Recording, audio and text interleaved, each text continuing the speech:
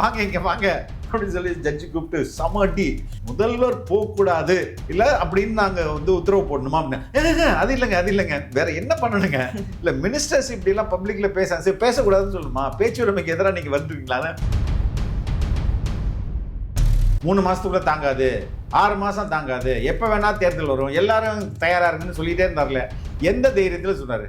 இப்ப இந்த வேலை இங்க ஒரு பெரிய சதி திட்டம் நடக்குதுன்றது அவருக்கு தெரிஞ்சது தானே சொல்லிருக்காரு. நீ கீழேருந்து வந்தவன், நீ வந்து வண்டியில் போனால் உன்னை லாரியில் அடிச்சு தூக்கிடுவோம். அதேமாதிரி நடந்துச்சு. ஒரு 25 நாள் முன்னே எங்கள் எப்போது ஒன்றரை பக்கத்தில் என்னை எதிர்த்து ஒரு லாரி வருது. அந்த வண்டி வந்து நான் என்னடா எதிர்த்து எதிராக வரஞ்சு நான் தான் வண்டி ஓட்டுறேன். ரைட் சைடு ரோட்டில் ஏறி என்னோட கார்லேருந்து நான் ரைட் சைடில் ஏறி தப்பிக்கிறேன். இதுதான் இன்றைக்கி நடந்தது. எம்எல்ஏ வந்து காசு வாங்கிட்டு போயிடு, இல்லைன்னா உன்னை வந்து அடித்து காலி பண்ணுவோம், அரசியல் எதிர்காலமே இருக்காது அப்படி போட்டு மிரட்டிருக்காங்க. இப்போது இதுலேயும் மாட்டுவாங்களா? யார் இதில் மெயின் குற்றவாளி? அந்த அனிதா ராதாகிருஷ்ணன் ஒருத்தர் இருக்கிறார்ல. இப்போ டிஎம்கே கவர்மெண்ட் ஆட்சியில் இருக்குன்னா எல்லா அரசு வழக்கறிஞர்களும் திமுக காரங்களா இருக்கும். ஓகே, டிஎம்கேல வழக்கறிஞர் சங்கம்னு அணின்னு இருக்குல்ல, அந்த அணி உள்ள போயிடும், லீகல் டீம். பட் இந்த முறை தாவேகா அப்படி பண்ணுவதற்கு விரும்பலை, இதுலையும் நேர்மையா பண்ணணும் அப்படின்னு விரும்புறாங்க. இதுக்கு முன்னாடி எப்படி இருந்துச்சுன்னா, அந்தந்த மாவட்ட செயலாளர் அந்தந்த கட்சி மாவட்ட செயலாளர் கொடுத்துருவாங்க, திமுக வேறு மாவட்ட செயலர் கொடுத்துருவாங்க, அவங்களே ஒரு லிஸ்ட்டை போட்டு எல்லாரையும் ஃபில் பண்ணி அவங்களே எவ்வளோ வாங்கணுமோ வாங்கி முடிச்சிருவாங்க. அப்படி தான் இது வரைக்கும் நடந்துட்டு வந்தது. அடித்து சொல்லுவோம். ஸோ நிறைய இடத்துல தவறான வழக்கறிஞர்கள் நியமிக்கப்பட்டதாகவும் இல்லை இந்த மாதிரி பணம் பெற்றுக்கொண்டு நியமிக்கப்பட்ட இந்த மாதிரி தவறான தகவல்கள் பரப்பப்பட்டு வருது. அந்த தகவல் முற்றிலும் உண்மை இல்லை. அரசு வழக்கறிஞர் நியமனம் 100% நேர்மையாக நியாயமாக நடைபெற்றுள்ளது. இப்போ போடுற அப்பாயின்மெண்ட் 6 மாதம் டெம்பரரி தான். ஏன்னால் யாராவது ஒரு தவறான நபர்களோ இல்லை தவறான தகுதி இல்லாத நபர்களோ ஏன்னா 800க்கு சுமார் ஒரு 800 அப்பாயின்மெண்ட்ஸு மாவட்டத்துக்கு கீழே போட போகிறோம். ஸோ இதில் ஏதாவது ஒன்று இருக்கும் பட்சத்தில் நமக்கு வந்து 6 மாதத்துக்கு டெம்பரரியாக தான் இப்போ இருக்கிற அப்பாயின்மெண்ட்ஸ் இருக்க போகுது. அதற்கப்புறம் தான் பெர்மனன்ட் அப்பாயின்மெண்ட்ஸ் இருக்க போகுது. ஃபர்ஸ்ட் 6 மந்த்ஸ்க்கு எல்லாமே ப்ரொபேஷனரி தான். ஓகே, அவங்கள அப்சர்வ் பண்ணணும்ல, முன்னாடி உடனே பெர்மனன்ட். அவ்வளவுதான், பெர்மனன்ட். ஆட்சி முடியறதுவே அவர்தான். ஓகே, இப்போ இருந்தாலும் ப்ரொபேஷனரி 6 மாதம் உனக்கு வந்து அப்சர்விங் பீரியடு. நீ அதில் எப்படி பெர்ஃபார்ம் பண்ணுறன்னு பார்க்குறது, பார்த்துட்டு அதுக்கப்புறம் தூக்குறது இல்லைன்னா ரீபோஸ்ட் பண்ணுறது. இது எது சரியான மெத்தட் இப்போ சொல்கிறேன். தாவேகா ப்ரொப்போஸ் பண்ணியிருக்கிறது இது, ஏடிஎம்கே டிஎம்கே ப்ரொப்போஸ் பண்ணது அவங்க கட்சிக்காரங்களே போடுறது. கண்டிப்பாக தாவேகாவோடது தான்.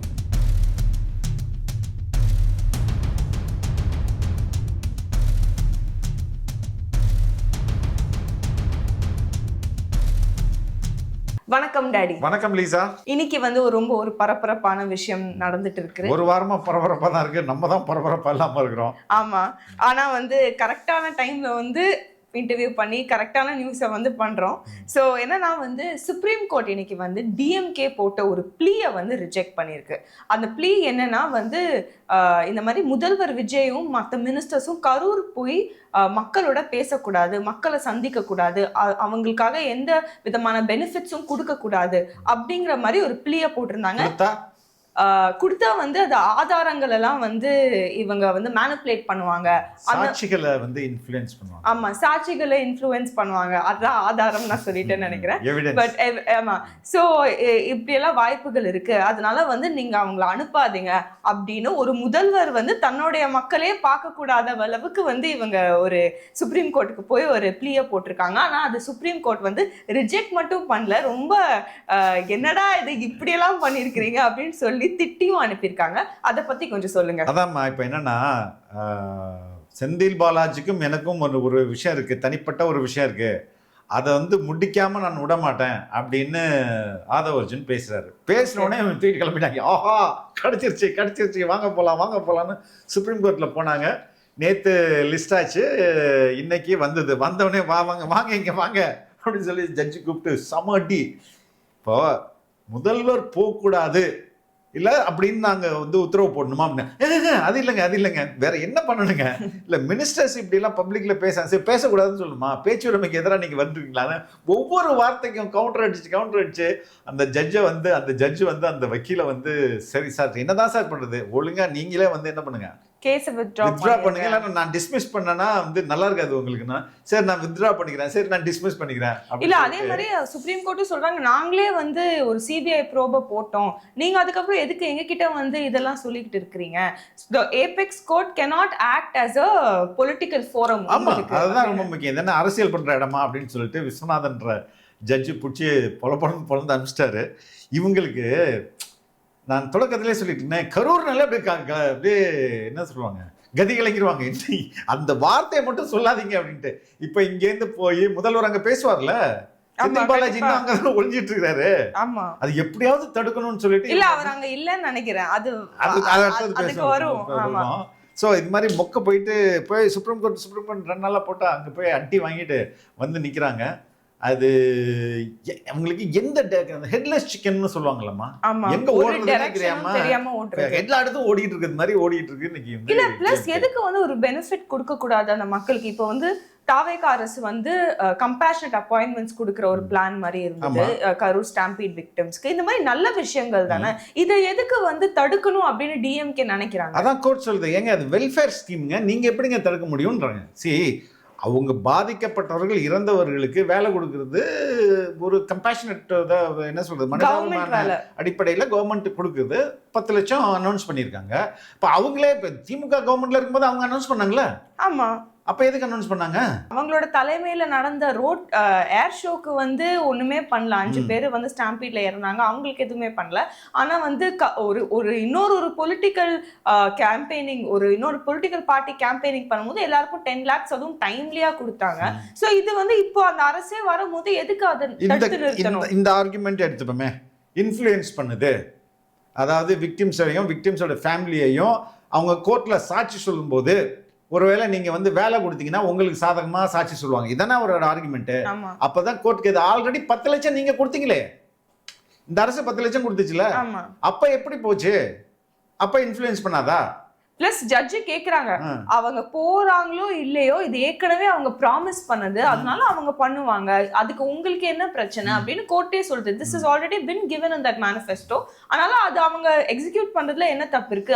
இதுக்காக வந்து அவங்க போக கூடாதுன்னு எந்த ஒரு ரூலும் இல்ல. ரூலும் கிடையாது. அது சிஎம் போறது. நாங்க ரெண்டாவது இந்த வக்கீல் இருக்காருல்ல, யாரு, டிஎம்கே வக்கீல், அதாவது எப்படிங்க அக்யூஸ் போக முடியும் அப்படின்னு கேட்டாரு. ஏங்க ஜட்ஜி கடுப்பாயே, யார் அக்யூஸ்ட்?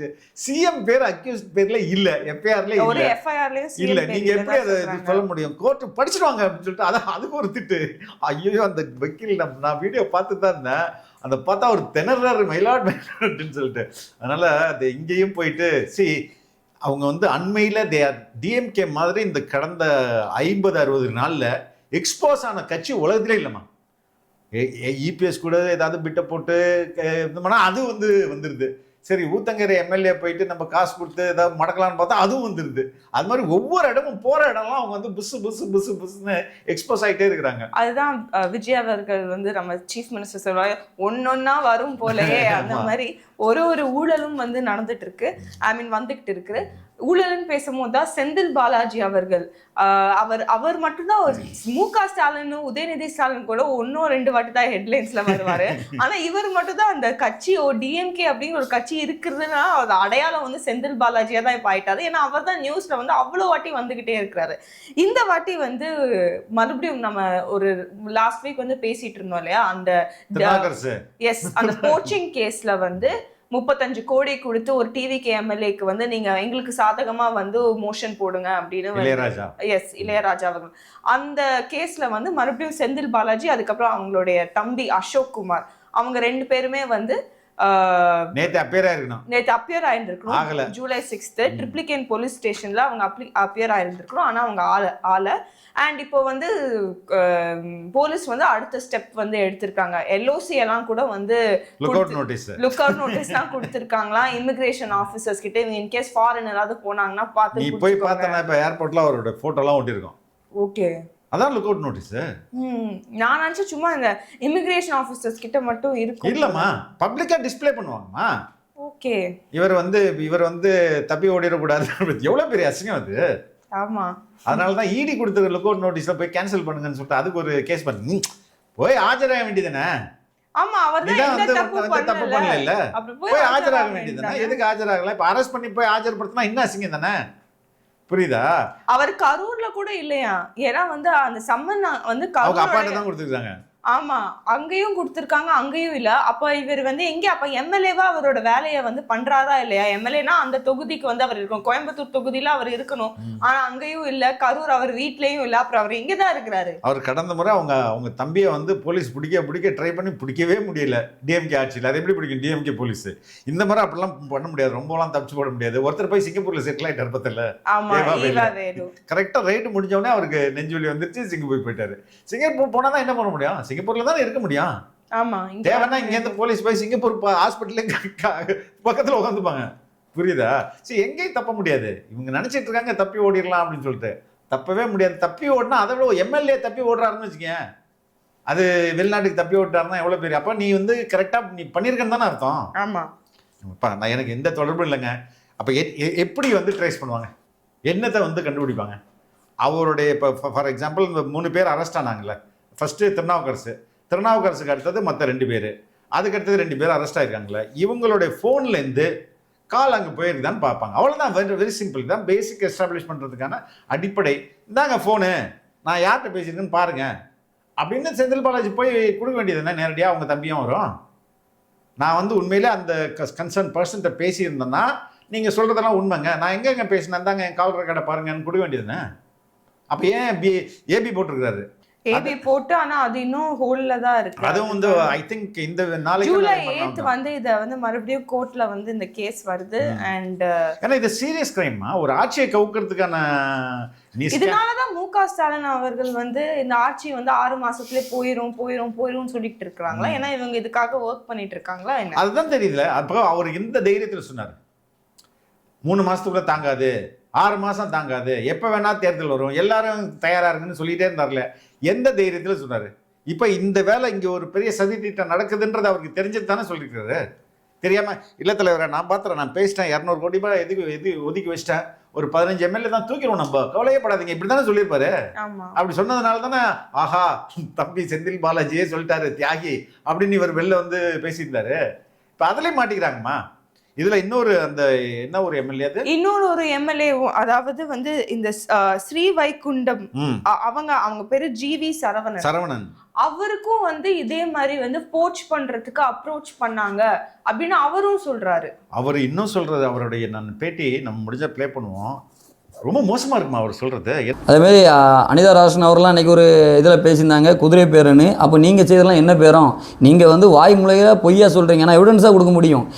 என்னோட எம்எல்ஏ கோட்ரஸ் ஆஃபீஸில் வந்து உட்காந்துருந்து நான் அன்றைக்கி வந்து மிரட்டி ஒன்று எப்பா நீ கீழேருந்து வந்தவன், நீ வந்து வண்டியில் போனால் உன்னை லாரியில் அடித்து தூக்கிடுவோம். அதேமாதிரி நடந்துச்சு. ஒரு 25 நாள் முன்னே எங்கள் எப்போது ஒன்றரை பக்கத்தில் என்னை எதிர்த்து ஒரு லாரி வருது. அந்த வண்டி வந்து நான் என்னடா எதிர்த்து எதிராக வரைஞ்சு நான் தான் வண்டியை ஓட்டுறேன். ரைட் சைடு ரோட்டில் ஏறி என்னோட கார்லேருந்து நான் ரைட் சைடில் ஏறி தப்பிக்கிறேன். இதுதான் இன்றைக்கி நடந்தது. நான் அந்த என் வண்டியோட 25 நாள் கம்பெனியில் வந்து கிடந்திருக்கு. முழுக்க அன்றைக்கி நான் தப்பிச்சதே பெரிய விஷயம். என்ன சொல்கிறாருன்னா, ஏய் நீ என்ன ஆர்டினரி ஆள், சாதாரண ஆள், இந்த விளையாட்டை இந்த அரசியல்ன்றது இங்கே வந்து ஜாதிகளுக்குள்ள தான் நடக்கும், நீ மரியாதை கிளம்பிடு, உனக்கு வந்து நான் வந்து 50 கோடி வரைக்கும் தரேன், இல்லைனா லாரி வச்சு அடிச்சிடுவேன்னு மிரட்டிருக்காருமா. அதே போல் அவர் சொல்கிற மாதிரியே லாரி ஒன்று வந்து இவரை டார்கெட் பண்ணி வந்திருக்குது. இவர் ரைட்டில் கட் பண்ணி இப்போ தான் செல்ஃப் டிரைவ் மாதிரி தப்பிச்சிருக்காரு. அப்போ இவங்க வந்து குதிரை பேரம் இருந்தது. அந்த பையனை வந்து ஒரு செக்ஸ் ஸ்கேமில் மாட்டி விட்டு, அதுதான் லீகல் டீம்ல இருக்கு, டிஎம்கே லீகல் டீம்ல இருக்கிற செக்ரட்டரி வந்து என்ன சொல்லியிருக்காங்கன்னா, இவர் ஏன் இதெல்லாம் சொல்றாருன்னா, ஏன்னா வந்து அவர் மேல ஒரு செக்ஸ் ஸ்கேண்டல் இருக்கிறனால அதை மறைக்கிறதுக்கு, அதை டைவர்ட் பண்றதுக்கு இதெல்லாம் சொல்றாங்க. அதெல்லாம் ஒன்றும் கிடையாது. அவருடைய இன்னொரு பொண்ணே அதை பற்றி சொல்லியிருக்குது. என்னன்னா டிஎம்கே நானும் என்னடா எல்லாம் இப்போ ஒவ்வொரு டிபேட்லேயும் போனால் எங்கே இருந்தாலும் இதை எடுப்பாங்க. ஏன்னா ஒரு ஆர்கனைஸ்டாக இருக்குது, எல்லாரும் சொல்லி வச்ச மாதிரி. என்ன ஒரு 2வது 3வது வார்த்தை பேசும்போது இதை பேசுகிறாங்களே பார்த்தா அதுக்கு பின்னாடி இவ்வளோ பெரிய ஆப்ரேஷன் நடந்திருக்குது இப்போ தான் தெரிய வருது. என்னென்னா நீ வந்து எம்எல்ஏ வந்து காசு வாங்கிட்டு போயிடு, இல்லைன்னா உன்னை வந்து அடித்து காலி பண்ணுவாங்க, அரசியல் எதிர்காலமே இருக்காது, அப்படி போட்டு மிரட்டியிருக்காங்க. இப்போது இதுலேயும் மாட்டுவாங்களா? யார் இதில் மெயின் குற்றவாளி? அந்த அனிதா ராதாகிருஷ்ணன் ஒருத்தர் இருக்கிறார்ல, அவர் தான் ஆளெல்லாம் வச்சு விட்டு செட் பண்ணி இது அவருடைய தொகுதியா? ஆமா, அது அவரோட தொகுதி, அந்த ஏரியா. இவர் போயிட்டு போலீஸ்ல நேற்று அந்த சிஎம் பத்தி பேசினதுக்கு என்கொயரி பண்ணார்ல, அப்போ போலீஸ்காரங்க என்னை வந்து மிரட்டுறாங்க, என்னன்னு இது எம்எல்ஏ விட்டு என்னை ரிசைன் பண்ணுங்கன்னு போலீஸ்காரங்க மிரட்டுறாங்க. அனிதா ராதாகிருஷ்ணன் சொல்றாருமா, என்ன இவர்கள் பண்ணுவதெல்லாம் ரொம்ப கிரிமினல் வேலை. ஆனா வெளியில வந்து நடிக்கிறது. அந்த பையன் இப்ப சரவணன் சொல்லிட்டாரு, அந்த எம்எல்ஏ சொல்லிட்டாரு, நீங்க என்ன பண்ண முடியும்? அதுல ஒரு எஃப்ஐஆர் போட வேண்டியதா அடுத்தது. அனிதா ராதாகிருஷ்ணன் மொத்தம் ஆல்ரெடி அவர் நிறைய கேசஸ் இருக்குது. ஆமா, அதுல அவர் தப்பிச்சிருக்கிறதே பெரிய விஷயம். இப்ப இன்னும் கொஞ்ச நாள் அவரு போயிடுவாரு, அவரும் மாட்டிப்பாரு. இப்போ இவங்க எந்த முகத்தை வைத்துக்கொண்டு குதிரை பேரம்னு பேசுவாங்க? இவங்க அப்ரோச் ஆகி ஆல்ரெடி 3 பேர் மாட்டியாச்சு. செந்தில் பாலாஜி தலைமறைவா இருக்கிறாரு, செந்தில் பாலாஜியோட தம்பி தலைமறைவா இருக்கிறாரு. இப்போ அனிதா ராதாகிருஷ்ணன் இதுல இன்வால்வ் ஆகுன்னு சரவணன் ஓப்பன் பிரஸ் மீட்ல சொல்லிட்டாரு. ஒரு நாள் ஒன்னா வருது இல்ல. இவங்க எந்த முகத்தை எங்க கொண்டு போய் முகத்தை வச்சுப்பாங்க? பார்ப்போம். நான் செந்தில் பாலாஜி என்னதான் பண்றாருன்றத பார்ப்போம். எனக்கு ஒரு விஷயம் ரெடி, எதுக்கு வந்து இவங்க ஆட்சியை கவுக்குறதுக்கு ட்ரை பண்றாங்க, ஓகே. ஆனா எதுக்கு வந்து இந்த டிவிகே எம்எல்ஏஸ் கிட்டே வந்து அவங்க அந்த காசை கொடுத்து பண்ண ட்ரை பண்றாங்க? அது அவங்க அதிமுக எம்எல்ஏஸ் கூட பண்ணிருக்கலாம்ல, எதுக்கு டிவிகே எம்எல்ஏஸ்? கரெக்ட், ரொம்ப கரெக்ட். அதுதான் ஃபர்ஸ்ட் பிளான் ஏ. இது ஓகே, பிளான் ஏ வந்து ஏடிஎம்கே, பிஜேபி அண்ட் டிஎம்கே டுகெதரா நம்ம வந்து ஆட்சி அமைக்கிறது. அதுவும் எக்ஸ்போஸ் ஆயிடுச்சா? எக்ஸ்போஸ் ஆகிட்டு எம்எல்ஏக்கெல்லாம் செம்ம ஆத்திரம் வந்துருச்சா? ஒருத்தராங்க டக்குன்னு கிளம்புறாங்களா? இப்போ they have money. DMK should understand one thing. பணம் இருக்குதுமா. பணம் இருக்கிறதுனாலே நீங்க எல்லாத்தையும் சாதிச்சிட முடியாது. ஆமா, there are many things in this world you cannot buy with money. அறிவை விலை கொடுத்து வாங்கிட முடியுமா? முடியாது. புக்கை விலை கொடுத்து படிச்சிட முடியுமா? நீங்க டேப்லெட்ல அழகா படிக்கலாம். டேப்லெட் வாங்கலாம், நீ டேப்லெட் வாங்கலாம். அது உனக்கு வந்து என்ன சொல்றது, இப்போதைக்கு டெக்னாலஜி படி அது ஒன்று ஸ்மூத்தா காட்டும். ஆனா படிக்கிறது உன் கண்ணு தானமா படிக்கும். பணம் கொடுத்தா கண்ணு படிச்சிருமா? இல்ல பணம் கொடுத்தா உன் மூளை அதை வந்து அப்சர்வ் பண்ணிருப்போமா? ஹெல்த்தை நீ பணம் கொடுத்து வாங்கிட முடியுமா? முடியாது. பாசத்தை பணம் கொடுத்து வாங்கிட முடியுமா? முடியாது. அப்போ இங்கே இந்த உலகத்தில் லாயலிசம் இருக்குல்ல, அது உண்மையான லாயலிசம் பணம் கொடுத்து வாங்கிட முடியுமா? வாங்க முடியாதுல்ல. இந்த உலகத்தில் பல விஷயங்கள் பணத்தால் வாங்க முடியாது அப்படின்னு இருக்கு. ஆனா அது திமுக புரிய மாட்டேங்குது. எல்லாரையும் பணம் கொடுத்து வாங்கிடலாம், எப்படி வாங்க முடியும்? நம்ம ஏற்கனவே சொன்னோம், இளையராஜா அவரோட ரொம்ப comes from a very good family. அவர்கிட்ட நீ எப்படி வந்து 35 கோடி கொடுத்தா வாங்கி போயிட முடியுமா? இன்னைக்கு மொத்த தமிழகத்தின் அரசியல் எதிர்காலமே யாரா இருக்குது? தாவேகாவா இருக்கு. அப்ப இந்த கட்சிகள்லாம் டிஸ்இன்டகிரேட் ஆயிட்டு இருக்குது. உண்மையிலே look at the future of DMK. அதுக்கு என்னமா ஃபியூச்சர் இருக்கு? நான் வந்து பார்க்குற வரைக்கும் எந்த ஃபியூச்சரும் இல்லை. I don't think Udhayanidhi Stalin அவர்கள் கூட இருக்கிற வரைக்கும் ஓகே. பட் அதுக்கப்புறம் உதயநிதி அவர்கள் இந்த 26க்கு அப்புறம் 26க்கு அப்புறம் நான் ஒரு பெரிய ஃபியூச்சரா எதுவுமே பார்க்க. நம்ம ரொம்ப லாஜிக்கலா பார்ப்போமா? இந்த லாஸ்ட் எலெக்ஷன்ல 2026ல 35% வந்து டிவிகே ஓட் ஷேர். நான் சொல்றது 26% யாரு? டிஎம்கே. இந்த 26%ன்றது காங்கிரஸ், விசிகே, சிபிஐ, சிபிஎம், அதுக்கப்புறம் என்டிஎம்கே, அதுக்கு அடுத்தது டிஎம்டிகே, அதுக்கப்புறம் இந்தியன் யூனியன் முஸ்லீம் லீக், அதுக்கப்புறம் 25+ கூட்டணி கட்சிகள் இதெல்லாம் சேர்ந்து 20. அப்போ ஒரு கட்சி 1% வச்சா தான் 26% உங்களுக்கு வருது. லாஜிக்கா அப்படி பண்ண முடியாது, இருந்தாலும் நான் சொல்றேன் நான். ஆனா இந்த 26% இத்தனை கட்சிகள் சேர்ந்தது ரைட்டா? தாவேகா சிங்கிள் பார்ட்டி 35%. இன்னைக்கு இந்த திமுக கூட இருக்கிற காங்கிரஸ் இல்ல, விசிகே இல்ல, சிபிஐ இல்ல, சிபிஎம் இல்ல, எம்டிஎம்கே இல்ல. அப்ப இதெல்லாம் நீக்கிட்டா திமுகவோட ஓட் பர்சன்டேஜ் என்ன ஆகும்? ஷார்ட் ஆகும். 16 to 17 வரும் அதிகபட்சமா. நான் சொல்றேன் below 20 தான் வரும். below 20 வச்சுக்கிட்டு நீங்க எப்படி வந்து ஆட்சி அமைக்கிறதுக்கு, வெற்றி பெறறதுக்கு உங்களுக்கு வாய்ப்பு இருக்கு? அது மட்டும் இல்ல, திமுக வந்து அவங்களுடைய கூட்டணிகள் தான் பலம் அப்படின்னு சொல்லிருப்பாங்க. பட் இப்போ அதுவும் ஷார்ட்டர் ஆயிடுச்சு. அப்ப யாரு அது திமுக கூட்டணிகள் உங்களை விட்டு பிரிஞ்சு போனதுக்கு யார் காரணம்? நீங்க தான் காரணம். நீங்க தான். அதே போல ஏடிஎம்கே கட்சியே டிஸ்இன்டகிரேட் ஆயிடுச்சு.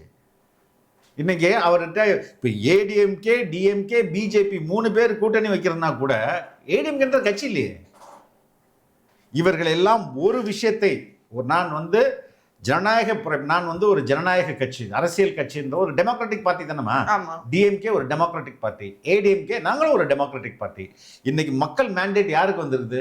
2026 எலெக்ஷன் ஓகே. அவங்களால ஃபுல் மெஜாரிட்டி வாங்க முடியல. வாங்க முடியல, correct. Okay, we respect that. தாவேகாவுக்கு முழு மெஜாரிட்டி வராட்டி கூட அதை நாங்கள் ஏற்றுக்கொள்கிறோம். மக்களுடைய மேண்டேட் அவங்களுக்கு இருக்கு. அதனால் நாங்கள் வந்து அவங்களை டிஸ்டர்ப் பண்ண மாட்டோம், வெளியிலிருந்து ஆதரவு கொடுப்போம். வெளியிலேருந்து ஆதரவு கொடுப்பாங்க, எங்கள் மந்திரி சபை ஒன்று வேணாம், 5 ஆண்டுகள் அவங்க ஆட்சி பண்ணட்டும், அந்த ஆட்சியில் குறை இருந்துச்சுன்னா நாங்கள் விமர்சிப்போம் அப்படின்ற ஒரு நிலைப்பாட்டை இவங்க 2 பேரும் எடுத்திருந்தாங்கன்னா என்ன நடந்திருக்கும் யோசிச்சு பாரு. இந்த மாதிரி போச்சிங்க, இந்த மாதிரி ஃபர்ஸ்ட் ஆஃப் ஆல் டிஎம்கேல உள்ள எல்லா கூட்டணி கட்சியும் அவங்களோட இருந்திருப்பாங்க. ஆமா, அதுவும் சிபிஐ போயிருக்காது, சிபிஎம் போயிருக்காது, விசிகே போயிருக்காது, காங்கிரஸ் போயிருக்காது, அதற்கு அடுத்தது யாரு நம்ம எம்டிஎம்கே போயிருக்காது, யாருமே போயிருக்க மாட்டாங்க. பரவாயில்ல, அவங்க தான் ஆட்சியை சப்போர்ட் பண்றேன்னு சொல்றாங்களேன்னு இருந்திருக்கும். ஆனா இங்க நீங்க என்ன பண்ணீங்க, ஏடிஎம்கேவோட கூட்டணி போட்டீங்க, கூட்டணி போட்டு ஆட்சி அமைக்க பண்ணீங்க. ஏங்க அது தப்புங்க. யார் சொல்லி இருந்திருக்கும், இபிஎஸ். ஏங்க அதெல்லாம் என்னங்க பேசுறீங்க, நீங்களும் நானும் ஒன்று சேர்றது, அதெல்லாம் மக்கள் ஏற்றுக்கவே மாட்டாங்க.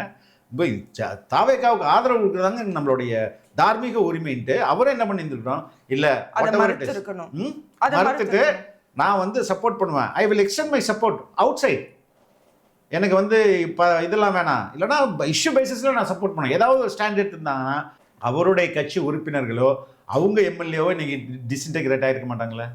அப்போ அடிப்படையில் இது யார் பண்ண தப்பு, திமுக தான். அடிப்படையில் திமுக தவறு பண்ணுது, அதிமுக தவறு பண்ணுது. அப்ப இந்த தவிர நீங்க அதோடைய சைடு எஃபெக்ட்ஸ் தானே, அதோட ஃபாலோஅவுட்ஸ் தானே இவ்வளோ டெவலப்மெண்ட்டும். அவங்க உண்மையிலே ஒரு நல்ல டெமோக்ராட்டிக்கா மட்டும் இல்லை, ஒரு நல்ல ஒரு ஆப்போசிஷன் பார்ட்டியா இருந்திருந்தாங்க அப்படின்னா அவங்க விமர்சித்து இந்த மாதிரியே வந்து அவங்களுடைய பார்ட்டியை வந்து நடத்தி இருக்கலாம். ஆனா வந்து அவங்க தேவையே இல்லாம வந்து ஒரு அவங்களுடைய எதிர்காலத்தை அவங்களே வந்து கெடுத்துக்கிட்ட ஒரு சூழ்நிலையா ஆயிடுச்சு. ரொம்ப ரொம்ப எனக்கு வந்து சேடாலாம் இல்லை, நான் ஹாப்பியா தான் இருக்கிறேன். இல்ல எதுக்கு நான் சொல்ல வரேன்னா, அப்ப இந்த அரசியல் கட்சிகளுக்கு ஜனநாயகத்துல நம்பிக்கை இல்ல. அதுதான் மன்னர் ஆட்சியா இருக்கும் போது எப்படி மக்களாட்சியா டெமோக்ராட்டிக் ப்ராசஸ்லயே அவங்களுக்கு நம்பிக்கை இல்லைன்னும் போது இவங்களுக்கு எதுக்கு கட்சின்றாங்க. உதயநிதி ஸ்டாலின் அவர்கள் வந்து நான் நெக்ஸ்ட் சிஎம் ஆகணும், எங்க அப்பா வந்து சிஎம்மா இருந்திருக்கணும், அதே மென்டாலிட்டியில அவங்க இருந்தாங்கன்னா எப்படி வந்து அவங்க அடுத்த ஸ்டேஜுக்கு போக முடியும்? மக்கள் எப்படி அதை ஏத்துப்பாங்க? நீங்க ஃபர்ஸ்ட் உங்க தாத்தா இருந்தாங்க, இப்ப உங்க அப்பா பண்ணீங்கன்னா இப்போ தமிழ்நாடு என்ன உங்களுடைய சொத்தா அப்படின்னு கேட்பாங்க இல்லையா? இப்ப இன்று வரையும் திமுகவுக்கு நான் பண்ண என்ன தப்புன்னு புரிஞ்சுக்க முடியலையே. டைனாஸ்டி பாலிடிக்ஸ் தான் உங்களுடைய டிக் மார்க் 1 அழிவுக்கு, 2வது கரப்ஷனு. எதுக்கு உதயநிதி ஸ்டாலின் அவர்கள் வந்து லீடர் ஆஃப் ஆப்போசிஷனா இருக்கணும்? அவர் வந்து ஹீஸ் a young person. அவரை விட சீனியர்ஸ் நிறைய பேர் இருக்காங்க, அவங்களால இருக்க முடியாது. அதான் டைனாஸ்டி பாலிடிக்ஸ். இதுதானே பிரச்சனையாங்க. அதை புரிஞ்சுக்கலையே. அதை புரிஞ்சுக்கிட்டா தானே சரி பண்ண முடியும். அவங்களுக்கு ஏன் தப்பு பண்ணோம், நம்ம எங்க தப்பு பண்ணோம், அதையே தப்பா புரிஞ்சுக்கிட்டாங்கன்னா நம்ம என்ன பண்ண முடியும்? அவங்க வந்து அவங்க ஆங்கரை வந்து ஃபர்ஸ்ட் அவங்க முன்னெல்லாம் பண்ணி வச்சுட்டாங்க. Desperation and anger instead of ஸ்மார்ட்டா வேலை செய்யறதை விட்டுட்டு அவங்க வந்து டெஸ்பரேட்டா வந்து சில விஷயங்கள் பண்ணனால்தான் வந்து இன்னைக்கு அவங்களுக்கு உண்மையிலே வந்து ஒரு எலக்டரல் பாலிடிக்ஸ் அப்படிங்கிற ஒரு கண்ணில் பார்த்தா அவங்களுக்கு வந்து உண்மையிலே வந்து ரொம்ப ஒரு கெட்ட பேர் ஆயிட்டு இருக்கு. கெட்ட பேர் மட்டும் இல்லாம இமேஜின் பண்ண 70-year-old party, one of the என்ன சொல்றது, இந்தியாவிலே ஒரு மிகப்பெரிய ரீஜனல் பார்ட்டியாக இருந்தது. சீனியர் லீடர்ஸ் லைக் அண்ணா நிறைய பேர், அது மாதிரி கருணாநிதி எல்லாம் அந்த கட்சி வளர்த்தின பார்ட்டி நாளைக்கு எலெக்ஷனில் போட்டி போடுறது கூட தயங்குவாங்கம்மா. ஏன்னா கட்சி செலவு பண்ணுமா, அவங்க செலவு பண்ணுவாங்களா? இனிமேல் எப்படி செலவு பண்ணுவாங்க? தோக்க போகிறோன்னு நல்லா தெரியும்ல, எப்படி செலவு பண்ணுவாங்க? அப்போ ஏற்கனவே அவங்களுக்கு வந்த கொஞ்சம் வாக்குகளும் காசு கொடுத்து வந்தது தான், அதுவும் வராதா? அதுவும் வராமல் போயிடும்னா எந்த லாஜிக்லையுமே அவங்களுக்கு there is no light at the tunnel தானே, அப்படி தானே சொல்றாங்க. Light at the end of the tunnel. Light at the end of the tunnel ஒண்ணுமே தெரியல. end of the tunnel இருட்டா தானே இருக்குது. சூரிய உதயத்தை காணுமே, ஃபுல் இருட்டா இருக்குதே. அப்போ அவங்க என்னென்ன எப்படி வந்து அதை நீ அந்த அவங்களுடைய மைண்ட் செட்ல இருந்து அதை புரிஞ்சுக்க போறான். அதனால தான் எவ்வளோ டெஸ்பரேஷனு. அந்த டெஸ்பரேஷனுக்கு காரணமே அதான். என்னடா நம்ம பூஜ்யமாக போயிட்டா எதிர்காலம் அப்படின்றது தானே அவங்களுக்கு அவ்வளோ. எங்கே பார்த்தாலும் அப்படியே பயங்கரமாக ரீல்ஸ் மாடல் அதுன்றது இதுன்றது, ஐயோ தேவையே இல்லாம புலம்பல் தான். ரொம்ப மக்களுக்கே ஏன் நீங்க புலம்பிக்கிட்டு இருக்கீங்க அப்படின்னு மக்களே கேட்க ஆரம்பிச்சுட்டாங்க. ஏன்னா இப்போ நான் முன்னில் நம்ம இந்த சேனல்ஸை பார்த்தோம்னா, இப்ப இங்கிலீஷ் நியூஸ் சேனல்ஸ் எல்லாம் பார்த்தோம்னா அவங்க எல்லாம் வந்து தாவேக்கா வந்து எவ்வளோ சேஞ்சஸ் கொண்டுட்டு வராங்க அப்படிங்கிற விஷயத்த பேசிக்கிட்டு இருக்காங்க. ஆனா இன்னும் நம்மளுடைய ரீஜனல் நியூஸ் சேனல்ஸ் வந்து டிஎம்கே ஓன் சேனல்ஸ் எல்லாம் பார்த்தா தேவையே இல்லாம அந்த மினிஸ்டர் வந்து இப்படி தும்புனாங்க, அந்த மினிஸ்டர் இப்படி எழுந்திருச்சாங்க, இதே விஷயம் தான் மறுபடியும். இன்னைக்கு கூட சன் நியூஸ்ல என்ன போடுறாங்க கார்டு, அதை திரும்ப பெற்றது. எதை? எதை? சுப்ரீம் கோர்ட்டில் போட்ட அப்பீல் இருக்குல்ல, அதை திரும்ப பெற்றுக்கொண்டது திமுக. இப்படிதான் போறான். திரும்ப பெற்றாங்க. திரும்ப பெற்றதுல அடி அடின்னு நீங்க வந்து இதை ரிவோக் பண்றீங்களா இல்லையா அப்படின்னு சுப்ரீம் கோர்ட் கேட்டாங்க. பட் அதுதான் அந்த நரேட்டிவ் செட்டிங் கூட, நரேட்டிவ் பில்டிங் கூட வந்து இந்த மாதிரி இருக்கு. பட் தேங்க்ஃபுல்லி நமக்கு வந்து வேற ரொம்ப நியூட்ரல் நியூஸ் சேனல்ஸ் இருக்காங்க. தாவேகா பண்ற நல்ல விஷயங்கள் கூட நமக்கு வெளியில வருது. ஃபார் எக்ஸாம்பிள், இந்த தமிழ்நாடு வந்து பொங்கலுடைய பரிசுகளை வந்து முன்னாடியே கொடுக்கறதா ஒரு அறிவிப்பு. அதாவது என்ன மாதிரியான பரிசுகள்னா வந்து துணிகள், சாரியும் எப்போதுமே வேட்டி சேலை கொடுப்பாங்க. நான் கூட டேடியோட ஒரு ஸ்டோரி பண்ணியிருந்தேன். Sorry scam. அதை எடுத்துட்டு போய் இது ஆந்திராவில் அந்த ஊர்ல 80 ரூபாய்க்கு 100 ரூபாய்க்கு வித்துட்டு இருக்காங்கன்னு சொல்லிட்டு. ஆனா இந்த வாட்டி உண்மையிலேயே அது ரொம்ப வரவேற்கத்தக்கது. முன்னாடி வந்து 90:10 இதுதான் ratio of cotton and polyester. Polyester 90% இருக்குன்னு நினைக்கிறேன், 10% காட்டன் இருக்குன்னு நினைக்கிறேன். இந்த வாட்டி 80:20 ஹை குவாலிட்டி ஆஃப் காட்டன் கொடுக்குறாங்க. இதுதான் ஃபர்ஸ்ட் ஆஃப் இட், முதல் முறையாக இப்படி நடக்குது தமிழ்நாட்டில். ஆமாம், அதுதான் அதிகாரிகளும் சொல்லியிருக்காங்க. முதல் வாட்டி நம்ம வந்து தரம் உயர்த்தி கொடுக்குறாங்க அப்படின்றது. இதெல்லாம் அதே மாதிரி நிறைய கலர்ஸ்ல வருது. சாரி எப்பவுமே இருக்க கலர்ஸ்ல இல்லாம இப்ப புது கலர்ஸ் கூட வருது அப்படின்னு சொல்றாங்க. அதே மாதிரி தோத்திகளும் வந்து கொடுக்குறாங்க. அதோட ரேஷியோவும் வந்து மாற்றி கொடுக்குறாங்க. அண்ட் இன்னொரு ரொம்ப ஒரு நெசவாளர்கள் வந்து வெல்கம் பண்ணுற ஒரு விஷயம் என்னன்னா, முன்னாடியே அவங்களுக்கு வந்து பேமெண்ட் வந்து கொடுக்கறதா சொல்லியிருக்கிறாங்க.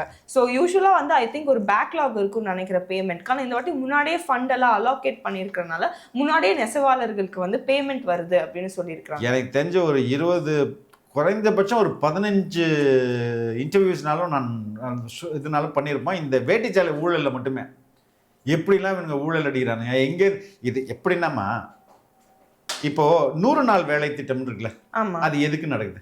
இந்த ஷார்ட் டேர்ம் அன்எம்ப்ளாய்மெண்ட்டை வந்து தீக்கிறதுக்கு. இப்போ நிறைய ஃபார்மர்ஸ் எல்லாமே வந்து அவங்களுக்கு ஒரு பீரியட்ல வந்து அதில் வந்து என்ன தெரியுமா, எல்லாரும் என்ன தெரியுமா குற்றம் சாட்டுவாங்க, அவங்க வேலையை செய்ய மாட்டாங்க, சும்மாவே உட்காந்துருப்பாங்க. சும்மா உட்காந்துருவாங்க. உனக்கு மணி ரொட்டேஷன் வேணும்.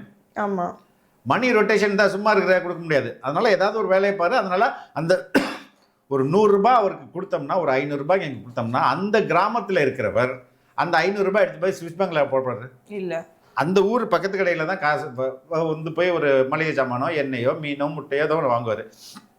அவர் எடுத்துகிட்டு போய் அந்த காசு என்ன பண்ணுவார், பக்கத்து டவுனில் பொருள் வாங்கிட்டு வருவார். இப்போ இங்கே வந்து காசு சுழற்சி ஏற்படுதுல்ல, இதே தான் வந்து இந்த வேட்டி சேலையிலையும். அங்கே நெசவாளர்கள், நம்ம ஊரில் ட்ரெடிஷ்னலான நெசவாளர்கள் இருக்காங்க. அவங்க நிறைய சங்கங்கள், கூட்டுறவு சங்கங்கள் வச்சுருப்பாங்க. அந்த சங்கத்துக்கு நம்ம கவர்மெண்ட்டு, ஏங்க இது மாதிரி நீங்கள் வந்து பொங்கல் வருது, எல்லா மக்களுக்கும் நம்ம வந்து வேட்டி சேலை கொடுப்போம், தரமாக நீங்கள் நெய்து கொடுங்க அப்படின்னு சொல்லிட்டு அவங்க வந்து காசு கொடுப்பாங்க. அந்த காசை எடுத்துகிட்டு போய் பக்கத்தில் இருக்க நூல், அதே அவங்களே ஒரு பிரிவினர் நூல் விற்பாங்களா, அவங்கள்ட்ட போய் வாங்கிட்டு வந்து இது மாதிரி இது பண்ணுறதான்னு வச்சுக்கேன், இது பண்ணி இந்த அவுட்புட்டை வந்து மக்களுக்கு வரணும். ஆனால் கடந்த ஆட்சியில் இது இப்படி நடக்கலை. நேராக இங்கேருந்து போகிறது, எங்கே போகிறது, நம்ம அது பேர் என்ன, சூரத்துலேருந்து வாங்கிட்டு வந்துடுது. இவங்களுக்கு கொஞ்சம் காசை கொடுத்துட்டு நீ வச்சுக்க அப்படின்னா சூரத்துலேருந்து வாங்கிட்டு வந்துடுது. சூரத்துலேருந்து வாங்கி வந்து அதில் ஒரு கமிஷன் வச்சு இவரை அடிச்சிடுறது. இது சீல் மட்டும் குத்தி. இது மாதிரி நிறைய கோல்மால் பண்ணியிருந்தாங்க. ஜரிகைக்குன்னு ஒரு அதெல்லாம் எதுவுமே சரியாக பண்ணலாம்ங்களா. அப்படி விட்டு இப்போ இந்த ஸ்டிமுலேஷன் தான் ரொம்ப முக்கியம். பணம் இப்படி சுற்றி வரணும் அப்படின்றது தான் இதோடைய பேசிக்கே. அப்போ இது விவசாயிகளுக்கு, நெசவாளர்களுக்கு இந்த வட்டி சரியாக போய் சேருது. மக்கள் கன்சியூமர்ஸ்க்கும் நல்ல ஒரு தரமான துணி தராங்க. அந்த அடிப்படையில் வின் சுச்சுவேஷன் தானே. எஸ். அதே மாதிரி இன்னொரு நியூ ஸ்டடி என்னன்னா வந்து ஒரு டிவிகே லாயர் வந்து மெட்ராஸ் ஹைகோர்ட்டுக்கு ஒரு பெட்டிஷன் போட்டிருக்காங்க. என்னன்னா வந்து கவர்மெண்ட் அட்வொகேட் அப்பாயின்மெண்ட் வந்து சரியாக நடக்கிறது இல்லை, அதில் வந்து கரப்ஷன் இருக்குது, 5 to 30 லட்சம் வந்து கொடுத்தாதான் வந்து அவங்க அப்பாயிண்ட் பண்ணுறாங்க அப்படிங்கிற ஒரு குற்றச்சாட்டை வந்து வச்சு மெட்ராஸ் ஹைகோர்ட்டுக்கு, அவங்க பேர் வந்து ஞான சுந்தரி, அவங்க வந்து அவங்களும் தாவேக்கால தான் இருக்கிறாங்கன்னு சொல்கிறாங்க. ஆனால் அவங்களும் வந்து இந்த மாதிரி மூவ் பண்ணியிருக்கிறாங்க மெட்ராஸ் ஹைகோர்ட்டில். எனக்கு இது ஷாக்கிங்காக இருந்துச்சுன்னா, லாஸ்ட் மந்த் வந்து நம்மளுடைய லா மினிஸ்டர் நிர்மல்குமார் அவர்களே வந்து சொல்லியிருக்காங்க, நாங்கள் எல்லா அப்பாயின்மெண்ட்ஸும் எஸ்பெஷலி கவர்மெண்ட் அட்வொகேட் அப்பாயின்மெண்ட்ஸ் எல்லாமே நாங்கள் வந்து மெரிட் பேஸில் தான் கொடுப்போம் அப்படின்னு. பட் இது வந்து அவங்க உண்மையிலே இது ஒன்று நடக்குதா? சரி, இதை நம்ம கொஞ்சம் டீப்பாக பேசுவோம். ஏன்னா நிறைய பேர் இது பேசிகிட்டு இருக்காங்க. நார்மலாக இது எப்படி நடக்குது. ஒரு 800 to 1000 பேர் இருப்பாங்க, அப்பாயிண்ட் பண்ணுவாங்க. எப்படி அப்பாயிண்ட் பண்ணுவாங்கன்னா, இதுவரையும் சப்போஸ் இப்போ டிஎம்கே கவர்மெண்ட் ஆட்சியில் இருக்குன்னா எல்லா அரசு வழக்கறிஞர்களும் திமுககாரங்களே இருப்பாங்க. ஓகே. டிஎம்கேல வழக்கறிஞர் சங்கம்னு அணின்னு இருக்குல்ல, அந்த அணி உள்ள போயிடும். லீகல் டீம் அது வந்து பிபிஆ இருப்பாங்க, ஸ்டேட் பிபிஆ இருப்பாங்க. பின்னாடி ஜின்னான்னு ஒருத்தர் இருந்தார், அவர் தான் ஸ்டேட் பிபின்னு நினைக்கிறேன். அவர் டிஎம்கே. அது மாதிரி எல்லா திமுககாரங்களும் எல்லா போஸ்ட்டையும் எடுத்துப்பாங்க. அந்த திமுக ஆட்சி முடியுதா, ஆட்சி முடிஞ்சோன்னா ஒரு டைமில் தம்பி நீங்களாம் கிளம்புங்க அப்படின்றவாங்க. அடுத்தது ஒருவேளை அதிமுக வந்துச்சுன்னா அதிமுகவுக்கு எல்லாம் இறங்கிடுவான். அதிமுகவுக்கு எல்லாம் ஒரு போயிட்டு எனக்கு எல்லா கோர்ட்லேயும் அரசு வழக்கறிஞர்கள்லாம் அந்தந்த கட்சிக்காரங்களாக தான் இருப்பாங்க. பட் இந்த முறை தாவேகா அப்படி பண்ணுவதற்கு விரும்பலை. இதுலையும் நேர்மையாக பண்ணணும் அப்படின்னு விரும்புகிறாங்க. இதில் என்ன சிக்கல்? அரசு வழக்கறிஞர் என்ன பண்ணுவார்? அரசு வழக்கறிஞர் வந்து அரசுக்கான இப்போ அந்த ஒன்றும் இல்லை. இப்போ போலீஸ்க்காக வாதாட போகிறவர் அவர் தான். இப்போ எனக்கு வந்து என் மேலே ஒரு கேஸ் இருக்குன்னா என் கேஸுக்கு என் தரப்பில் ஒரு அட்வொகேட், இப்போ ஃபார் எக்ஸாம்பிள் ஜான்சன் அண்ட் புளியந்தோப் மோகன் எனக்கு அப்பேர் ஆகிறாங்கன்னு இந்த பக்கம், அந்த பக்கம் யார் அப்பேர் ஆகுவா? கவர்மெண்ட். இப்போ இதெல்லாம் வெளியில தெரியுற கேஸ். தெரியாத கேஸ் எத்தனை இருக்கும்? நிறையவே இருக்குமா? இப்போ என்ன பண்ணுவாங்க, எதிராளிகிட்டே இவன் காசு வாங்கிடுவான். யாரு? இந்த கவர்மெண்ட் வழக்கறிஞர். ஒரு பெயில் நீ வந்து நான் வந்து ஒரு கொலை குற்றவாளி இருக்குன்னு வச்சுக்கேன், எனக்கு பெயில் வந்து நான் அப்ளை பண்ணுறேன். உண்மையிலே என்னை பெயில் அனுப்பக்கூடாதுன்னு யார் ஆர்கியூ பண்ணும்? ஸ்டேட் வக்கீல். ஆனால் என்ன பண்ண, என்கிட்ட 10,000 வாங்கிடுவார். 10,000 வாங்கிட்டு மேஜிஸ்ட்ரேட் கிட்ட அப்ஜெக்ட் பண்ண மாட்டார். ஓகே. அப்போ என்ன பண்ணுவார் மேஜிஸ்ட்ரேட்டு? அனுப்புங்க அப்படின்னு. இப்படி தான் இதனால தான் அந்த கவர்மெண்ட் அட்வொகேட்டுக்கு பயங்கர போட்டி. இப்போ எப்படி இந்த படத்துல நடக்கிற மாதிரி, வேற என்ன கருப்பு படத்துல நடக்கிற மாதிரி உண்மையிலே அந்த நீதிக்காக போராடாம வந்து அவங்க காசு வாங்கிட்டு போராடுறாங்க. கருப்பு படம் தான் பார்க்கணும்னு தெரியல. இதுதான் நடக்கும் பிராக்டிக்கலா, பெரும்பாலும் நடக்கும். ஒரு சில வெல் நோன் கேசஸ்க்கு மட்டும் அவங்க வந்து அப்படி நடந்துக்க மாட்டாங்க. ரெண்டாவது கவர்மெண்ட் என்ன சொல்றதோ அதெல்லாம் கேட்கறது தான் அவங்களோட வேலை. இப்படிதான் அவங்களோட பிசினஸ். இதுதான் ஓடிட்டு இருக்குன்னு வச்சுங்க. இப்போ இதை வந்து இன்னைக்கு கூட நிர்மல்குமார் பேசியிருக்காரு, அந்த இதையும் பார்த்துருவோம். நிறைய இந்த மாவட்ட வழக்கறிஞர் நியமனத்தில் நிறைய தவறான தகவல்கள் பரவிட்டே இருக்குது. ஸோ இது வரைக்கும் இல்லாத அளவில் தமிழகம் முழுவதும் அரசு வழக்கறிஞர், அதாவது உயர்நீதிமன்றங்களாக இருக்கட்டும், இல்லை உச்சநீதிமன்றத்தில் அரசு சார்பான வழக்கறிஞர்கள் யாரெல்லாம் நியமிக்கப்பட்டு வர்றார்களோ, அது இல்லாமல் மாவட்ட ரீதியாக மற்ற மாவட்டத்துக்கு கீழே இருக்கிற அனைத்து நீதிமன்றங்களுக்கும், கீழே அனைத்து நீதிமன்றங்களுக்கும் ரொம்ப ப்ராப்பராக இது வரைக்கும் இல்லாத அளவு தமிழகம் முழுவதும் ஆயிரக்கணக்கான அப்ளிகேஷன்ஸ் வந்திருக்கு அந்தந்த மாவட்ட ஆட்சியர்கிட்ட. ஸோ மாவட்ட ஆட்சியர் அவர்களுக்கு உட்பட்ட என்னென்ன ப்ராசஸோ அதை கிளியராக ஃபாலோ பண்ணி அதன்படி தான் போடப்பட்டது. இது வரைக்கும் எந்த ஜிஓவும் பாஸ் பண்ணப்படலை. நேற்று சாயந்தரத்தில் தான் ஜிஓவை பாஸ் பண்ணுது. ஸோ நிறைய இடத்துல தவறான வழக்கறிஞர்கள் நியமிக்கப்பட்டதாகவும், இல்லை இந்த மாதிரி பணம் பெற்றுக்கொண்டு நியமிக்கப்பட்ட இந்த மாதிரி தவறான தகவல்கள் பரப்பப்பட்டு வருது. அந்த தகவல் முற்றிலும் உண்மை இல்லை. நேற்று சாயந்தரத்துலேருந்து தான் வந்து ஜிஓ ரிலீஸ் ஆகுது. நிறைய இடத்துல போலீஸ் வெரிஃபிகேஷன் அந்தந்த மாவட்ட ஆட்சியர் தலைமையில் பண்ணுறப்ப நிறைய அதில் மூலியமாக நியமிக்கப்பட்டதாக தகவல்கள், அதெல்லாம் தவறான தகவல். ஒரு விஷயம் நம்ம கிளியராக சொல்லிக்கிறோம், அரசு வழக்கறிஞர் நியமனம் 100% நேர்மையாக நியாயமாக நடைபெற்றுள்ளது. என்கிட்ட பல பேர் எல்லா மாவட்டத்திலும் சொல்கிறது என்னன்னா, இதான் முறை ஆயிரக்கணக்கான வழக்கறிஞர்கள் அப்ளிகேஷன்ஸ் வந்து ஒவ்வொரு மாவட்ட ஆட்சியர்கிட்டையும் ஒவ்வொரு இடத்துலையும் 5000க்கு மேற்பட்ட அப்ளிகேஷன் தமிழ்நாடு முழுவதும் இருந்து வந்திருக்கு.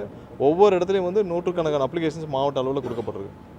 ஸோ அனைத்தையும் வேலிடேட் பண்ணி யாரெல்லாம் தகுதி வாய்ந்தவர்களோ அவர் மாவட்ட ஆட்சியர் அவருக்கு உட்பட்ட அனைத்து ப்ராசஸையும் ஃபாலோ பண்ணி தான் இங்கே வந்துட்டுருக்கு. அதனால் அது எந்த உண்மையும் இல்லை. யாராவது இதில் பணம் வாங்கி கொண்டோ இல்லை யார் பேரையாவது தவறாக பயன்படுத்தினாலோ கண்டிப்பாக அவர்கள் புகார் அளிக்கலாம். புகார் அளித்தால் உடனடியாக அவர் மீது நடவடிக்கை எடுக்க எந்த தயக்கமும் இல்லை. இல்லை யாராவது பணம் அவங்க பணம் பெற்றார்கள் இல்லை யார் பேரையாவது பயன்படுத்தினார்கள். 2 நாளுக்கு முன்னாடி கூட என்னுடைய பேரை பயன்படுத்தி சோலாரில் யாரோ ஒரு நபர் இது தவறாக பயன்படுத்தி வசூலில் ஈடுபடுறான்னு வந்துச்சு. உடனடியாக நாங்களே கம்ப்ளைண்ட் கொடுத்து 2 நாட்களுக்கு முன்னால் அவர் கைது செய்யப்பட்டார். ஒரு நபர் வந்து கைது செய்யப்பட்டு அவர் ஆல்ரெடி கஸ்டடியில் இருக்கிறார். ஸோ அந்த மாதிரி யாராவது அமைச்சர் பேரோ இல்லை வேறு யாராவது எங்கள் கட்சியினர் பேரோ இல்லை வேறு யார் பேரையோ தவறாக பயன்படுத்தினார். 2 நாளுக்கு முன்னாடி ஒரு நபருடைய என் பேரை பயன்படுத்துகிறாருன்னு என் அலுவலகத்திலேருந்து கூப்பிட்றான்னு சொல்லி தகவல் வந்தது. உடனடியாக நானே கம்ப்ளைண்ட் கொடுத்து அந்த நபர் கைது செய்யப்பட்டு விட்டார். 2 நாள் ஆச்சு. அது மாதிரி யார் யாரெல்லாம் வந்து இதில் தவறாக நடந்துக்கிறாங்களோ இல்லை யார் யார் பெயரை தவறாக பயன்படுத்துகிறாங்களோ உடனடியாக புகார் அளித்தால் 100% வெளிப்படைப்பாக தான் எல்லா ப்ரெஸ் அதுக்காக தான் இந்த ப்ரெஸ் மீட்டு கண்டிப்பாக அவர் மீது நடவடிக்கை இல்லை அந்த மாதிரி யாரும் இல்லை யாரையும் இது வரைக்கும் நியமனம் செய்யப்படவில்லை. அந்த செய்தி வந்தது அந்த மாதிரி ஏதாவது நியமனம் இருக்கா? இல்லை.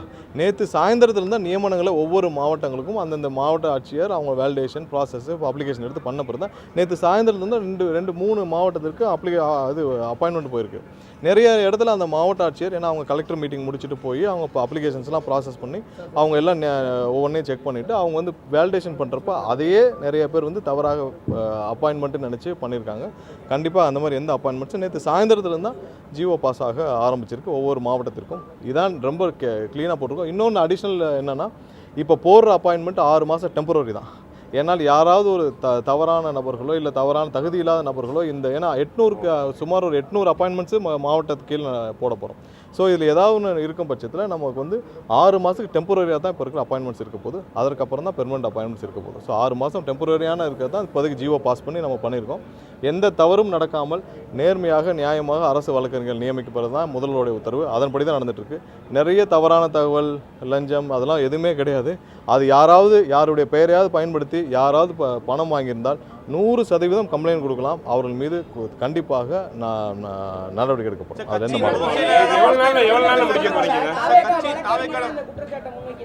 இல்லை உள்ள வந்து ஒரு சில பேர் அவங்களுடைய போட்டியின் காரணமாக புகார் அளிக்க சொல்லுங்கள். யாராவது இந்த மாதிரி இவர் பேரை சொன்னாங்க இவங்ககிட்ட பணம் கொடுத்தேன்னு சொன்னாங்கன்னா 100% நடவடிக்கை எடுக்கும். அந்த மாதிரி எந்த இதுவும் கிடையாது. ஸோ உள்ளேருந்து ஒரு சில செய்திகள் அவங்க அப்பாயின்மெண்ட் பண்ணப்பட்டாங்கன்னு வந்துச்சு. எந்த அப்பாயின்மெண்ட் இது வரைக்கும் பண்ணலை. நேற்று சாயந்தரம் தான் வந்து ஒவ்வொரு மாவட்டமும் அவங்களுடைய இதில் வந்து ஜிஓ பாஸ் பண்ண ஆரம்பிச்சிருக்கு. இதுவரை எந்த அப்பாயின்மெண்ட்டும் நடக்கவில்லை. ஸோ ஒரு சில செய்திகள் வந்தது. அதுக்கப்புறம் நேற்று இருந்து அது சம்மந்தப்பட்ட நிறைய செய்திகள் வந்த காரணத்தினால் ஸோ இதற்கான விளக்கத்தை கொடுக்கணும்னு நினச்சோம். அந்த மாதிரி எந்த லஞ்ச லாவணியமும் எந்த இடமும் கிடையாது. 100% நேர்மையாக நடைபெறுது. 45 வருஷத்துக்கு அப்புறம் இப்போ தான் நடைபெறுது அரசு வழக்கறிஞர் நியமனம். நாங்கள் தைரியமாக சொல்லுவோம் 45 வருஷத்துக்கு அப்புறம் இப்போ தான் நேர்மையாக அரசு வழக்கறிஞர்கள் நியமனம் நடக்குது. இதில் இப்படி தான் இருக்கும் இந்த ஆஃபீஸ்.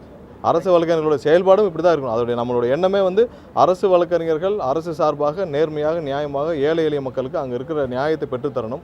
எந்த இடத்திலும் அதில் தவறும் பட்சத்தில் உடனடியாக அவர்கள் அந்தந்த மாவட்ட ஆட்சியர் கவனத்திற்கு கொண்டு போனால் உடனடியாக மாற்றவும் ஏற்பாடு செய்யறது தான் இப்போ டெம்பரரி நியமனங்கள் இருக்கு. எந்த பாகுபாடும் சுமார் 800 போஸ்டிங் வரும். எல்லா கீழவை நீதிமன்றங்கள் எல்லாம் சேர்த்து சுமார் 800 போஸ்டிங் கிட்ட இருக்கும். இன்னும் அதிகபட்சம் இன்னைக்கு இருந்து ஜியோ ரிலீஸ் ஆக ஆரம்பிச்சிச்சு. ஏன்னா ஒவ்வொரு மாவட்ட ஆட்சியரும் அவங்களுடைய ப்ராசஸ் எல்லாம் முடிச்சு பேக்ரவுண்ட் செக் முடிச்சு மாவட்டம் ரீதியாக ஜியோ ரிலீஸ் ஆகும். அதிகபட்சம் இன்றைக்கு இல்லை நாளைக்கு சாயந்தரத்துக்குள்ள அனைத்து அப்பாயின்மெண்ட்டும் முடிச்சிடும். இல்லை அவங்க மாவட்ட ஆட்சியர் அவங்களுடைய ப்ரொஃபைல் வெரிஃபை பண்ணி இவங்க எல்லாம் இருக்கான்னு சொல்லி அவங்களுடைய ப்ராசஸ் தனியாக இருக்குது. அவங்களுக்கு ஆல்ரெடி அவங்களுடைய ப்ராசஸ் இருக்குது. அதில் அவங்களுடைய போலீஸ் வெரிஃபிகேஷன் இருக்குது. நிறைய 100 பேர் 150 பேர் போலீஸ் வெரிஃபிகேஷன் பண்ணி அதில் என்ன வருதோ எல்லாம் செக் பண்ணி சொல்லுவாங்க. போலீஸ் வெரிஃபிகேஷன் பண்ணாலே அவர்கள் நியமிக்கப்படுவார்கள் என்றது அதில் நிறைய இதான் முதல் முறையாக இந்த மாதிரி போகிறனால தான் இவ்வளவு தூரம் எல்லாருக்கும் அதோடைய கவனம் பெறுது.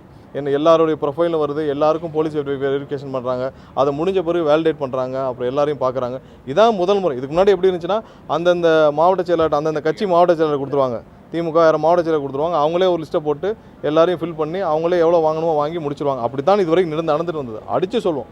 இது வரைக்கும் அப்படி தான் இருந்துச்சு. யாருக்காவது அப்பாயின்மெண்ட் ஆச்சுன்னா தெரியுமா அடுத்த நாளே எவ்வளோ வாங்கணுமோ வாங்கிட்டு சத்தம் இல்லாமல் நியமிச்சிருவாங்க. இப்போ கிளியராக ப்ராசஸ் போகிறனால இவ்வளோ ப்ரொஃபைல்ஸ் வந்திருக்குன்னு சொல்கிறோம். இவ்வளோ ப்ரொஃபைல்ஸில் இவ்வளோ வேலிடேட் பண்ணிருக்குன்னு சொல்கிறோம். கண்டிப்பாக நாங்கள் எதுக்காக டெம்பரரியாக போடுறோம்? எதுக்காக இந்த அடுத்த 6 மாதத்துக்கு டெம்பரரியாக போகிறோம்னா டெம்பரரியாக போகிறதுக்கு காரணம் இதில் வந்து கண்டிப்பாக நியாயமாக திறமையான வழக்கறிஞர்கள் அரசு வழக்கறிஞர்களாக இருக்க வேண்டும். கண்டிப்பாக அரசு சம்பந்தப்பட்ட அனைத்து வழக்குகளும் திறமையாக கையாளப்பட வேண்டும். நீதிமன்றங்களில் நீதிபதிகளுக்கு தேவையான முழு ஒத்துழைப்பு கொடுக்கப்பட வேண்டும். வழக்குகள் துரிதமாக முடிக்கப்பட வேண்டும். இன்னும் மேலும் நீதிமன்றங்கள் அதிகரிக்க வேண்டுமென்றாலும் இந்த அரசு தயாராக இருக்குது. அதையும் நாங்கள் வந்து நீதிபதிக்கு உச்சநீதிமன்றத்திற்கு எல்லாரும் சொல்லியிருக்கோம். 19 செய்திகள் நீங்கள் சொன்னீங்களா நியமனம் ஆச்சுன்னு, அது மாதிரி 19 செய்திகள் இல்லை. ஸ்பெசிஃபிக்காக கம்ப்ளைண்ட் இருக்குது. அப்போ என் சம்மந்தப்பட்ட என் அலுவலகத்திலிருந்து பேசுகிற ஒரு நபர் பேசினார். அந்த ஃபோன் நம்பரை கொடுத்த உடனே அந்த நபருடைய டீட்டெயில்ஸ் கொடுத்து இவர் மேலே புகார் அளிக்க எங்கள் அலுவலகத்திலேருந்து புகார் அளிக்கப்பட்டு உடனடியாக அவர் உண்மை அந்த நபர் அப்படி பண்ணனால உடனடியாக கைது செய்யப்பட்டார். அந்த மாதிரி ஏதாவது இருந்தால் சொல்லுங்கள். ஸ்பெசிஃபிக்காக பொதுவாக மாவட்டம் ஏதாவது ஒரு பொதுவாக சொல்கிறது அன்றைக்கி இந்த நியமிக்கப்பட்டார் அப்படின்னு ஒரு சில செய்திகள் வந்துச்சு. நியமனங்களே நடலையே, பண்ணலையே, அப்புறம் எப்படி நியமிக்கப்பட்டார்? ஸோ தெளிவாக இப்படி தான் இருக்கும். மேலும் இப்போ டெம்பரரி போட்ட பிறகும் திறமையாக செயல்படவில்லை என்றால் கண்டிப்பாக அரசு வழக்கறிஞர்கள் யாராக இருந்தாலும் அது கண்டினியூ பண்ண முடியாது. என்ன சொல்லியிருக்காங்கன்னா இதில் நல்லவன் கெட்டவன் கண்டுபிடிக்கிறது எவ்வளோ கஷ்டம். இப்போ நிச்சயமாக கட்சி ரீதியாக யாரும் வர போகிறதில்ல, அதனால கட்சி ரீதியாக யாருமே வர போகிறதில்லன்னு சொல்ல முடியாது. மெரிட்டோரியஸாக யாரெல்லாம் வராங்களோ வரட்டும், அப்படி தானே பண்ணுறாங்க. இப்போ ஒரு 1000 போஸ்டிங்னு வச்சுக்கோங்க, 1000 போஸ்ட்டும் ப்ராப்பராக ஆனால் டிலே இருந்தது. டிலே ஆனதுன்னா டிலே இருக்குது எல்லா இடத்துக்கும். ஒவ்வொரு நேற்று தான் போட ஆரம்பிச்சிருக்காங்க ஒவ்வொரு டிஸ்ட்ரிக்ட். அதுக்கு முன்னாடியே ஒரு எக்ஸல் ஷீட் எங்கே எந்த லீக் ஆகுது அந்த லீக்காக வச்சுட்டு இதுதான் எக்ஸல் ஷீட்டை வச்சு என்ன பண்ண முடியும். ஒருத்தருக்கும் தனித்தனி ஆர்டர் பண்ணணும் இல்லையா. அந்த ஆர்டர் அந்த கலெக்டர் போகும், கலெக்டர் அந்த ஆர்டர் அனுப்புவார். இதுதான் ப்ராசஸ். இப்போ தான் இது ஆரம்பிச்சிருக்காங்க. அதுலேயும் இந்த கவர்மெண்ட் எவ்வளோ கேர்ஃபுல்லாக பண்ணியிருக்காங்கன்னா யாருமே பர்மனெண்ட் கிடையாது. ஃபர்ஸ்ட் 6 monthsக்கு எல்லாமே ப்ரொபேஷனரி தான். ஓகே, அவங்கள அப்சர்வ் பண்ணணும்ல, முன்னாடி உடனே பெர்மனன்ட். அவள்தான் பர்மனெண்ட், ஆட்சி முடியறதவே அவர் தான். ஓகே, இப்போ அதனால ப்ரொபேஷனரி 6 மாதம் உனக்கு வந்து அப்சர்விங் பீரியடு. நீ அதில் எப்படி பெர்ஃபார்ம் பண்ணுறன்னு பார்க்குறது, பார்த்துட்டு அதுக்கப்புறம் தூக்குறது இல்லைன்னா ரீபோஸ்ட் பண்ணுறது. இது எது சரியான மெத்தட்னு இப்போ சொல்கிறது. தாவேக்கா ப்ரொப்போஸ் பண்ணியிருக்கிறது இது, ஏடிஎம்கே டிஎம்கே ப்ரொப்போஸ் பண்ணது அவங்க கட்சிக்காரங்களே போடுறது. கண்டிப்பா தாவேக்காவோடது தான். அப்போ இது பட் இதில் ஒரு தெர் வாஸ் அ டிலேனா there was a delay. Not ரொம்ப மந்த் கணக்கால இல்லை, வீக்ஸ் கணக்கால, ஒரு ஃபியூ டேஸ் தான் டிலே. ஐ திங்க் ஜூலை 1 அவங்க அந்த ஆர்டர் வந்து எல்லாம் போயிருக்குன்னா இன்றைக்கி ஜூலை 7 நேற்றே போட ஆரம்பிச்சாங்க. ஒரு 6 நாள் தான் டிலேன்னு வச்சுக்கேன். ஆனால் இந்த டிலேக்கு பின்னாடி இப்படி ஒரு ஒர்க்கிங் சிஸ்டம் இருக்குல்ல, இதை அப்ரிஷியேட் பண்ணணுமா இல்லையா? நான் உண்மையிலே வந்து காசு கொடுத்து தான் நீங்கள் வந்து எப்படி காசு கொடுத்து பண்ண முடியும்? காசு கொடுத்து இதில் பண்ணவே முடியாது. எனக்கே தெரியுமா 2-3 பேர் வந்து சார் 10 லட்ச ரூபா கேட்குறாங்க லோக்கலில், ஏங்க நீங்கள் ஏமாறுறீங்க அப்படின்னு தான் நான் சொன்னேன். நான் ஏன்னா இதில் வாய்ப்பே கிடையாது. காசு கொடுத்து எப்படி நீங்கள் பண்ண முடியும்? இவ்வளோ நாள் அப்படி தானே நடந்துச்சு. நான் உண்மை பிஆர்ஓ ஜாப் சொன்னேன்னா இல்லையாம்மா? ஆமாம், அது வந்து இப்போ டிஎன்பிசி எழுதி தான் வந்து வரணும்னு. அப்போ இவ்வளோ நேர்மையாக ஒரு அரசு போயிட்டு இருக்குது. இதை போயிட்டு அது சொல்லணுன்றதுக்காக சொல்லியிருப்பேன். இன்றைக்கி Nirmalkumar has given a clear explanation on this. அப்புறம் நிறைய பேர் என்னை தெரிஞ்சு எனக்கு தெரிஞ்சவனு கூட தாங்க காசு கேட்பீங்க. அதெல்லாம் நடக்க தானே செய்யும். அதனால் இந்த கவர்மெண்ட்டே பேசிகிட்டே இருப்பாங்க. ஆனால் மக்கள் at the grass root level are they enjoying this government or not? எனக்கு என்னமோ எனக்கு தெரிஞ்சு பீப்புள் ஆர் செலிப்ரேட்டிங். எந்த இடத்துல போனாலும் வந்து அதான் சொல்லணேன், ஒரு கம்யூனிட்டி சர்டிஃபிகேட் போனாலும் சரி, ஒரு பட்டா மாத்திரத்துக்கு போனாலும் சரி, எந்த கவர்மெண்ட் ஆஃபீஸில் இந்தாங்க எடுத்துங்க உடனே பண்ணி கொடுக்குறாங்க. லஞ்சம் கொடுத்தா கூட வேணாம், லஞ்சமே வேணாங்க அப்படின்றாங்க. ஒருத்தர் நான் ஏற்கனவே எங்கே சொன்னேன், என்னுடைய பொண்ணு என் பொண்ணுக்கு 3 வயசில் இருக்கும்போது எனக்கு ஒரு லேண்டில் பிரச்சனை சார். இப்போ என் பொண்ணுக்கு 3 வயசாகிடுச்சு, என் பொண்ணுக்கு 3 வயசாகிடுச்சு. இருந்தாலும் அது சரியாகலை. பட் கவர்மெண்ட் வந்த ஒரு 20 நாள்லேயே சரி பண்ணி கொடுத்துட்டாங்க அப்படின்னா அவர் என்ஜாய் பண்ணுறாரு. அது மாதிரி நிறைய பேர் சொல்கிறாங்களே. எல்லா இடமும் எல்லா செக்ட் ஆஃப் பீப்புளும் வந்து இதுதான் லாஸ்ட் கவர்மெண்ட்டுக்கும் இந்த கவர்மெண்ட்டுக்கும் உள்ள வித்தியாசம். லாஸ்ட் கவர்மெண்ட்டு அதாவது ப்ராப்ளமாக மக்கள் எல்லாம் நல்லா இருக்காங்க அப்படின்னு சொன்னதெல்லாம் யாருன்னா திமுக அமைச்சர்கள், ஊடகங்கள். ஏன்னா அவங்க உண்மையிலே நல்லா இருக்கிறாங்க, திமுக தான் காசு கொடுக்கல. அதான் மக்கள் ரொம்ப கஷ்டப்பட்டாங்க. ஆனால் இன்னைக்கு இதே ஊடகங்கள் தான் மக்கள் கஷ்டப்படுறாங்க அப்படின்னு சொல்லுது. திமுக மக்கள் கஷ்டப்படுறாங்கன்னு இவங்களோட நரேட்டிவ், மக்கள் ரொம்ப கஷ்டப்படுறாங்க, மக்கள் நல்லா இது தான்டா உங்களுக்கு போன வாட்டி அப்படியே ரிவர்ஸாக சொன்னீங்க, அதனால தான் நீங்கள் தோற்று போயினீங்க. இப்போயும் அவங்க தான் தோற்று போயிருக்காங்க. மக்கள் நல்லா இருக்காங்கல்ல. At the end of the day உனக்கு யாரை மகிழ்விக்கணும்? Ordinary citizen should be happy. அவருக்கு வந்து லஞ்சம் வாங்கக்கூடாது, அவர் போனால் அவர் வேலையை முடியணும், அவருக்கு வர வேண்டிய எல்லா சலுகைகளும் வந்து சேரணும், இவ்வளோ தானே. இது அங்கே கிளீனாக நடக்குதா கிராஸ் ரூட் லெவலில்? அதுதான் வந்து இவர்கள் பார்க்க தவறும் உண்மைகள். பார்ப்போம் இந்த தாவேகா அரசு வந்து இன்னும் என்னெல்லாம் சாதனைகளை படைக்குது அப்படின்னு உறுதியாக ஒன்று ஒன்றா பார்ப்போம். லீசா, ரொம்ப ரொம்ப நன்றி. தேங்க்யூ.